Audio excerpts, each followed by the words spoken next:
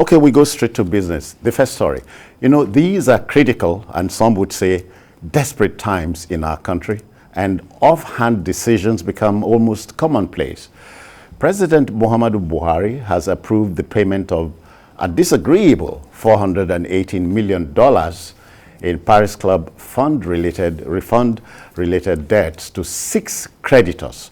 Now, Nigerian governors and a National Assembly caucus are avowed to these payments. They insist instead of an auditing of the claims. The debts, we are made to know, had accrued from court judgments awarding the creditors said to be consultants and contractors. But the Association of Local Governments of Nigeria, ALGON, says the contracts were largely unexecuted. Sometimes you wonder if it is easier to be critical or to be correct in this country, Jude. There's always one controversy for us to chew on. That's what makes the job interesting. Yes, and in this case, we just hope that sanity prevails and that our country doesn't get fleeced needlessly. $418 million is a lot of money to pay to a few individuals for jobs that they are already being challenged about, jobs that the governors are saying they didn't really do in the first place. So I think the best thing to do is to allow the court cases to run their course. There is no reason in the world why we should be hasty in paying this judgment debt when the cases have not been exhausted in court. They are supposed to be back in court on September 29, and then the Minister of Finance is said to have issued promissory notes in respect of this payment. I don't think it makes sense at all, especially when you already have been notified that you have your day in court this month. And then you are moving ahead to take steps to pay such a humongous sum of money. If these governors are saying, because let's face it, the federal government, everyone benefited from the Paris Club refund. Yeah. Now, the governors are saying that what has been set aside in form of judgment debts for contractors and consultants, they do not deserve. And that there ought to be a forensic audit that looks at all of those claims so that we can then be sure whether or not they deserve to be paid at all or to be paid as much as we are now about to pay them. So I think it makes sense, especially given the fact that the matter is in court and 29th of September they are supposed to appear in court over the same matter. So there should not be any form of indecent haste to pay.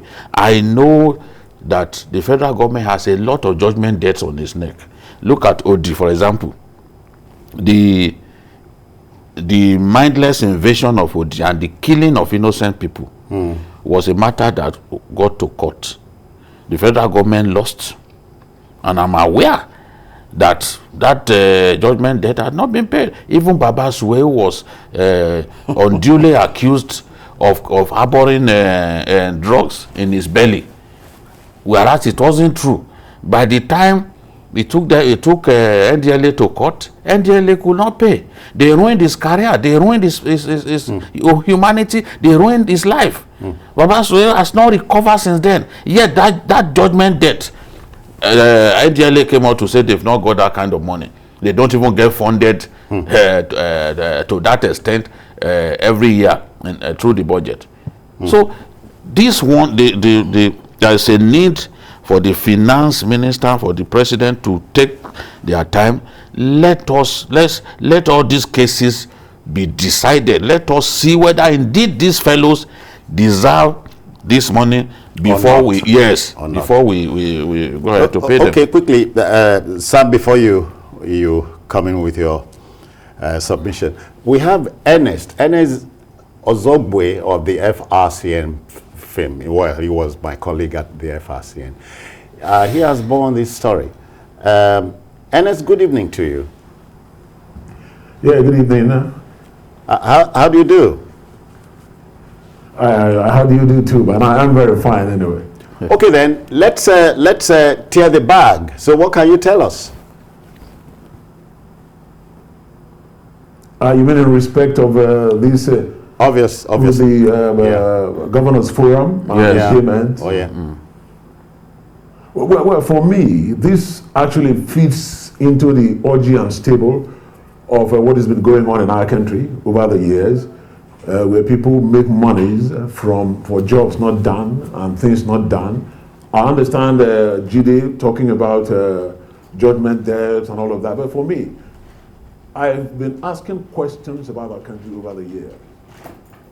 Suffusion of billionaires in these days, because millions are nothing anymore.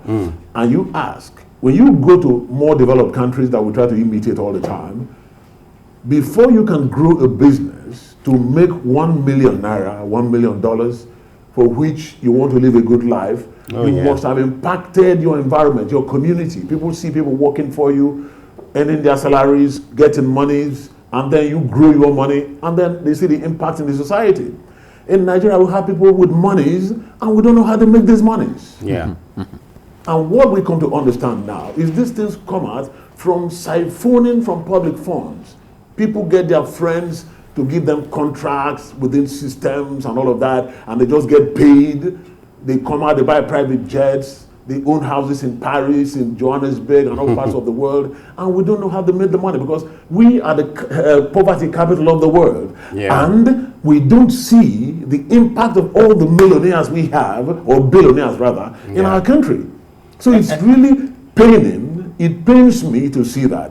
And this works in another way, that it prevents hard-working people from being recognized. Because you see lazy persons suddenly come up with money anywhere, and hard-working people like you and I, we are here struggling for how much on a monthly basis, and our work is not appreciated, and lazy persons, because they know people in positions and all of that, get contracts for which they just get paid monies out of the air, and they grow billionaires out of the trees, and you begin to wonder where Nigeria is going. People are billionaires in our country, thousands of them, and yet we are the poverty capital of the world. How can that be? These billionaires must impact the system if they are truly making good money. So as far as I'm concerned, these are monies, are public monies that should not be paid to anyone until you can clear up the issues. Like Jide mentioned there, forensic audit. We must audit. There must be an audit to confirm that jobs were done for which this money should be paid. It's not just you just see a bill and you have to pay monies. Monies cannot be paid until jobs that have been delivered are ascertained. All right, that is where I stand. And that is how I understand it. Ernest, at this point, I think it's only proper to bring in Sam. Sam, you have a way of, you've seen the matter, you know. Absolutely. So what can we possibly say? Sometimes I wonder if Ernest, your humble self, Jide, and my humble self, can take these monies for jobs not done. I don't know, I may be wrong. I can't agree any less with Jide and Eni. We're all very familiar with the Yahoo scourge. The hush puppy story is also familiar. The fact of the matter is that you have many hush puppies working within the corridors of power, not just at the federal level, but also at the state and local government levels. It's just that these privileged few are not branded Yahoo boys. You could brand them Yahoo men. But the truth of the matter is that the incident speaks, to the rot, within the system. And that is why, when Akpabio, submitted the forensic audit report of NDDC, he told the whole world that over 13,000 contracts were not executed. It just gives you a it's the picture. Nigerian way. It just gives you a picture of what is wrong. So the matter of the matter that we are reviewing is just a very small, a minuscule, of the entire thing. Yeah. But I think it will interest our audience to note a few things. Two important names mentioned in this saga is one Ned Nwoko rather. Ned. Yeah, you all know him. Former member of the House of Reps. Very popular too. And then Ted Edwards, both of whom run legal firms. For Ned Nwoko, his own claim is about $142 million, while for Ted Edwards is $159 million. Now you can imagine if these claims sail through, how much will arrive in their pockets just for carrying out legal advice, as it were. Oh, okay. And so the number one citizen, the president, has signed these payments, has approved these payments. Where do we go from here? But I'm sorry, I don't want... No, I said the president... I don't want to... No, the president has reportedly approved the payments. So you are wondering, where do we go from here? Even as the governors at the House of Reps caucus is not happy. Well, the president cannot have the last say when we have the courts of law in our country. They say the courts are the last hope of the common man. And so if we have a good case here, we don't know how the president came about signing that. I don't want to criticize the president too much, but I'm sorry, but we have a president right now who is on seat, and we have a country like this where so many things are going wrong. People are hungry, our youths are agitated, they have no jobs, and we witnessed the kind of wedding or marriage his son did recently. I thought the president would have shown some frugality to set a standard for the rest of us. So if I see that, and I see our president signing this kind of document, then I ask questions. So we need to litigate. The president cannot have the last say on this, because this will be very detrimental to the development of our people. We have not been fighting. Nigerians don't understand that for Nigeria to be the country we desire, the ordinary Nigerian people must get involved in the fight to rectify Nigeria. We sit docile and think that the people who are oppressing us will make the change. They cannot. We must stand up to let them know that this kind of payment cannot be made. We need to litigate. Even if the president has signed, we still have the court to clear and say, yes, the president can sign, these guys should get paid. Yeah. But we have our evidence to produce that no real jobs were done. Youths are hungry.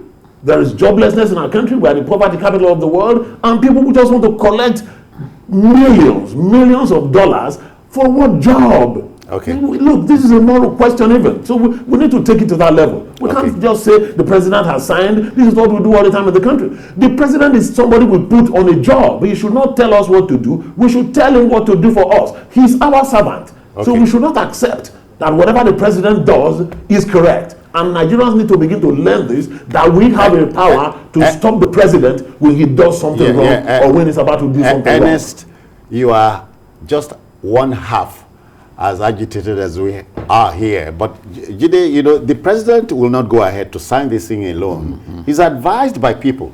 Yes, he's advised. Lawyers and what have you. He's advised by the people he appointed to work for him. We have evidence that they are not always right. There have been mistakes made in the past that even the president had to rectify. So if the president, I'm convinced that the president gets sufficient evidence that he was misled to sign this money. If the president will listen to the House of Reps and allow the investigation that the House of Reps are about to do to run its course and the facts are presented. If the president would allow the courts to finish adjudicating on this matter, and he sees that clearly there are some facts that were not presented before him before he was convinced to take this decision, the president is a decent human being, is a rational human being, and he loves his country, no matter what anyone may say. I'm convinced that the president will take the right decision in the best interest of the Nigerian people. So what we are asking for, we don't know who is right for now. We don't know whether Ned Nwoko deserves all of that money or more. We don't know whether another lawyer deserves whatever, even much more than he has asked for. But what we are saying is, subject this to a forensic audit so that the people do not walk away with what they do not deserve. Let the courts, because the NGF approached the court through their lawyer Femi Falana, and the case has not terminated. So let the judicial process run its course, and then after that you can take that big decision. Once the judicial process runs its course and everyone can see that, look, this is the decision of the court, they would abide.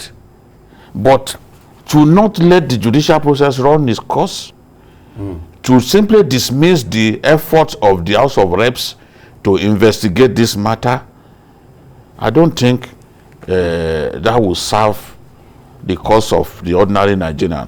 Do you know how many boreholes we could sink with that kind of money, or even a fraction of it? Now our people, close to 1,000 Nigerians have died of cholera because our people continue to drink contaminated water and all that in our avoidably. Yes, these are not diseases that should kill people in this modern age. So if we get even a fraction of that money, there is a big difference that it could make. That's $480 million, not even naira. Ernest, as we take this home, as we take this home, the coming days are very interesting. Or don't you think? Yeah, but the coming days will be interesting. I am very happy. It's like Jide is a bit more diplomatic than I am, using all those nice language. Ernest, you know, on this job, you speak daggers but use none. You train me. You are a veteran. You train me to speak in this manner. So possibly, the president may have been ill-advised, and I believe that when he gets the facts, he's going to step back a little, and then we allow the judicial processes, if they're already in process, and the new ones that may be instituted, to go ahead. And a country of laws, we follow the laws and follow what the court says. So it is going to be interesting times going forward, if you ask me. But I sincerely hope and believe that at the end of the day, the Nigerian people will win, because we need to put a stop to this situation where people are making money out of our country and our country is suffering. We are all groaning. Those monies should be used for the things for which they are designed, to lift the Nigerian persons out of poverty, create jobs for youths, and make Nigerians happy in general, not just a few persons running away with millions of dollars and flying jets and being happy, while majority of Nigerians are suffering. You know, Ernest, I rather like the way you coined it, but you say the country is suffering. People take monies they're not entitled to. That's bleeding the country. Ernest Osobwe, thank you for your time. Enjoy Abuja and send some hot weather here. Sam, please take it over. Okay, thank you so much. Okay then. Have a wonderful time in Lagos. Many thanks. Yeah. All right. I think that the most rational thing to do is to allow the court processes, to run their course. That's the most sensible thing to do. We have always, at this forum, said that it's important that we do all that we can to strengthen our institutions. And one way to do that would be to allow judiciary, exercise the powers vested, by the Constitution. So we expect that the president, being rational, would allow the court cases that have been instituted run their course. Okay. Well, the debate will continue, and it is raising the question, is it much easier to be critical than to be politically correct here? So let's continue the debate as we take a first break here. We'll be back. Please don't go away.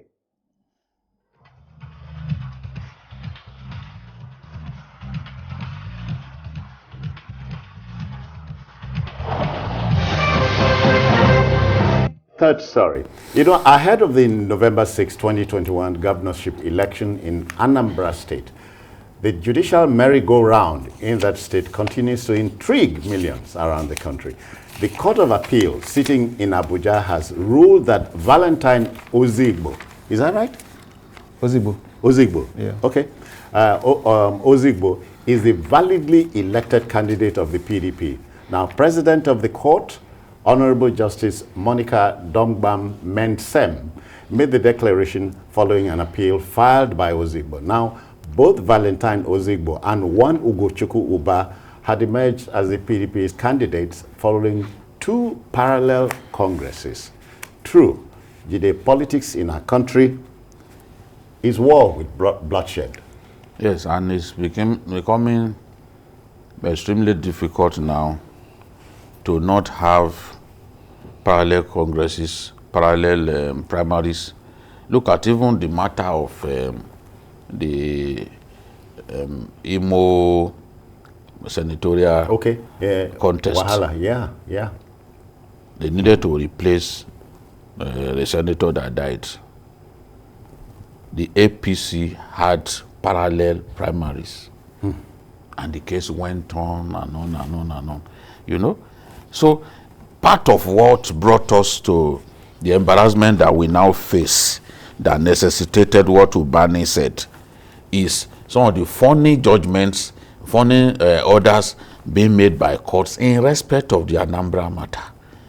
Because the three dominant parties have been taking each other to court. They've been taking, namely the members, APGA, APC, and PDP. Yes, they've been taking each other to court, you know.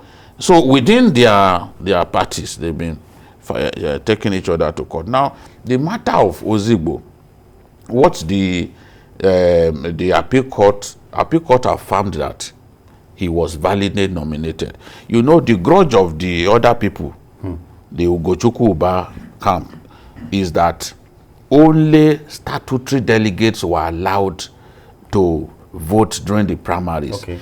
Meaning that the ward ESCO, no.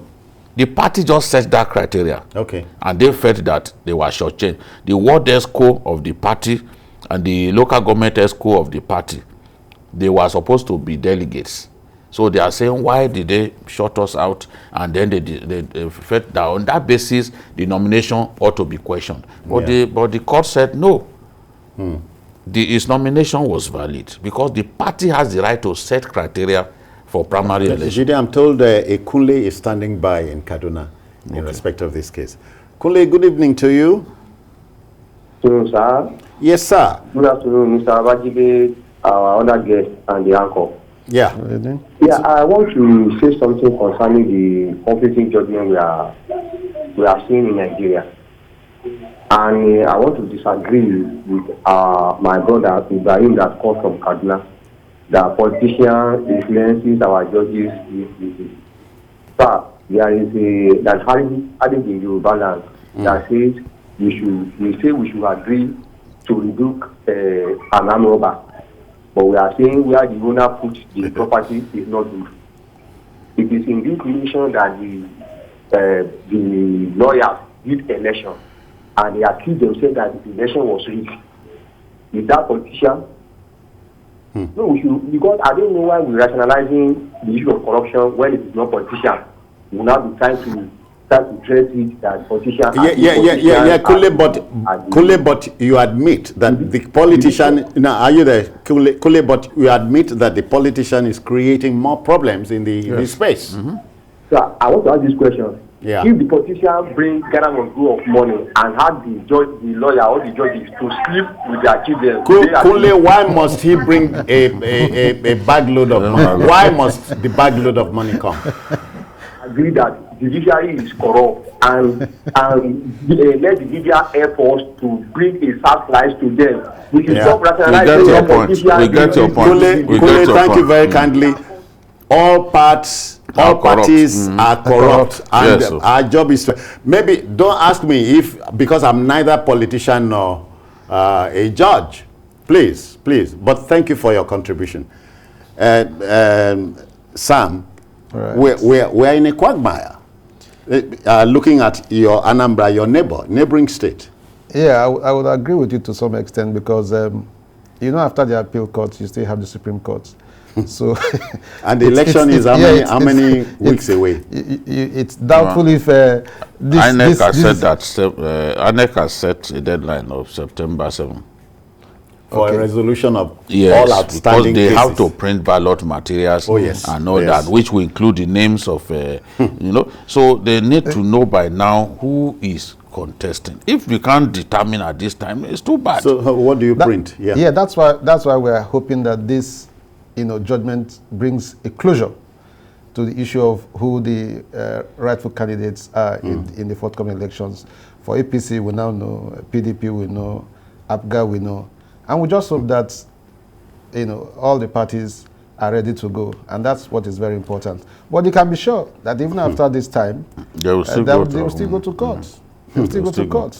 You know, so where is the place of the people in all of this? So the whole thing is about grabbing power for power's sake. Oftentimes it will seem so. Yeah. But again, you don't begrudge a man who has every right, you know, to aspire to any elected position. That's important, and we must appreciate that.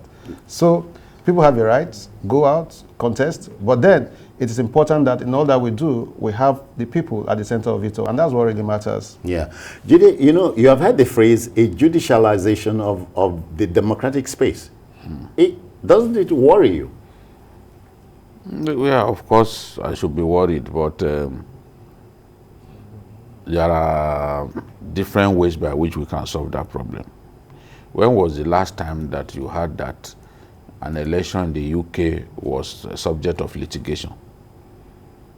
The process, the electoral process, has to be very transparent.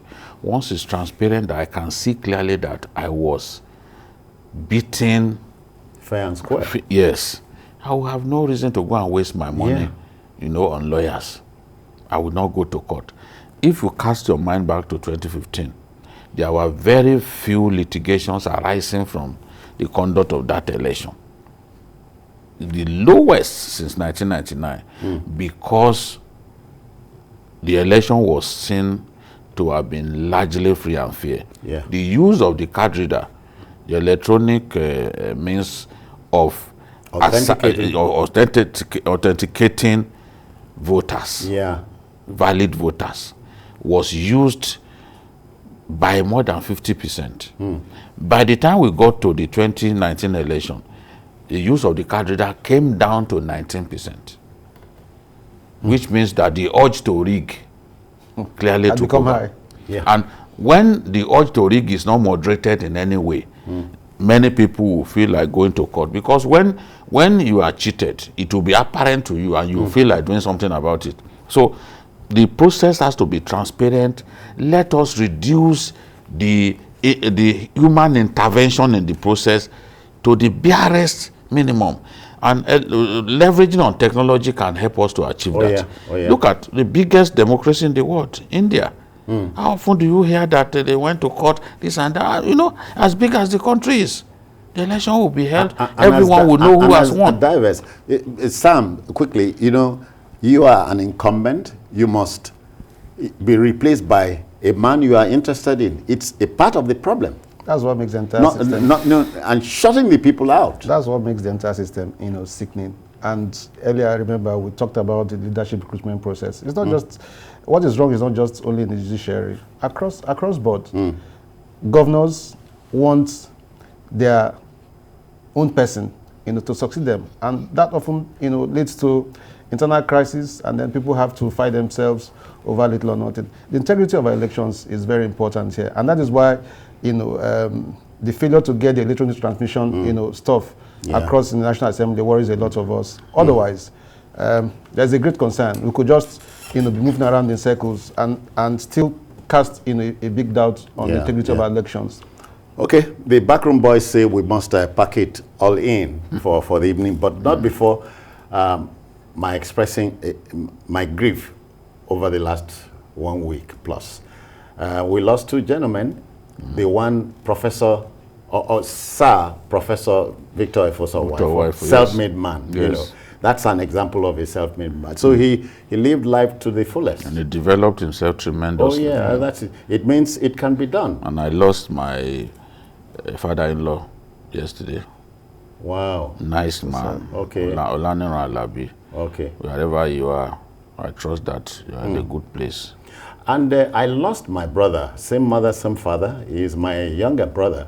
Wow. Hussein played for the Rovers of Calabar of York, Rovers, yes. And so you are thinking of the Etemesins, Carikas, and so on, James Eterebe. These are his teammates. We buried him this morning. Wow. And I say, wherever, it's all my business, it's all my place to bury you, but you have elected to go home before me. The Christians talk about resurrection morning. We'll see on that morning. All right, Sam, thank you for coming. Yeah, my condolences, gentlemen. My condolences to you, Citizen Jones. I can't forget that. Jide, enjoy the weekend, but send the bill to them. To them. You are. Thank God it's Friday. The backroom boys say thank you. And by the way, Nigeria battling Liberia now. Can anybody tell me what's happening? And so on. 1-0, two goals to nothing. Good. So, Liberia. That's good to hear. Oh yeah, good to hear. So let's end on that happy note. We are on YouTube at youtube.com/TVC News Nigeria. I am Citizen Jones Hussein. Bye-bye now.